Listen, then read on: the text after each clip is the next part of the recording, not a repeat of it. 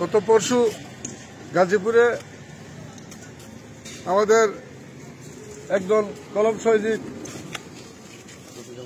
আসাদুজ্জামান তুহিনকে নৃশংসভাবে হত্যা করা হয়েছে। গাজীপুরে সাংবাদিক আসাদুজ্জামান তুহিনকে হত্যার প্রতিবাদে কমলগঞ্জে মানববন্ধন অনুষ্ঠিত হয়েছে।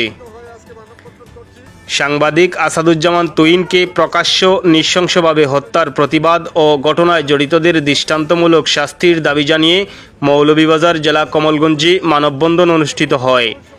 শনিবার 9 আগস্ট সকাল 11 ঘটিকায় প্রেস ক্লাব প্রাঙ্গণে আয়োজিত এ মানববন্ধনে প্রেস ক্লাবের আহ্বায়ক এম.এ. ওয়াহিদ রুলুর সভাপতিত্বে ও সাংবাদিক নির্মলেশ পলাশের সঞ্চালনায় এতে বক্তব্য রাখেন প্রেস ক্লাবের সদস্য সচিব আহমেদুজ্জামান আলম, সাংবাদিক সমিতির সাধারণ সম্পাদক আব্দুর রাজ্জাক রাজা সহ অন্যান্য সাংবাদিক নেতৃবৃন্দ। বক্তারা বলেন, সাংবাদিক তুহিন ছিলেন সত্য ও ন্যায় প্রতিষ্ঠার সাহসী কণ্ঠস্বর। তার হত্যাকাণ্ড শুধু সাংবাদিক সমাজ নয়, পুরো জাতির জন্য গভীর শোক ও ক্ষোভের বিষয়।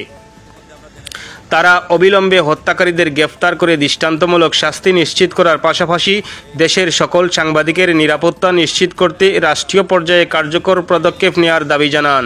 মানববন্ধনে কমলগঞ্জে কর্মরত বিভিন্ন পর্যায়ের গণমাধ্যম কর্মী, সামাজিক ও সাংস্কৃতিক সংগঠনের প্রতিনিধিরা উপস্থিত ছিলেন। কমলগঞ্জ বার্তা, কমলগঞ্জ, মৌলভীবাজার।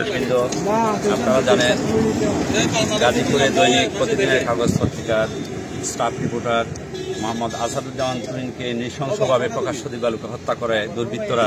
আমরা এই হত্যাকাণ্ডের তীব্র নিন্দা এবং প্রতিবাদ জানাচ্ছি। পাশাপাশি যারা এই হত্যাকাণ্ডে জড়িত তাদের গ্রেপ্তারপূর্বক ইতিমধ্যে আমরা জেনেছি 4 জনকে গ্রেপ্তার করা হয়েছে।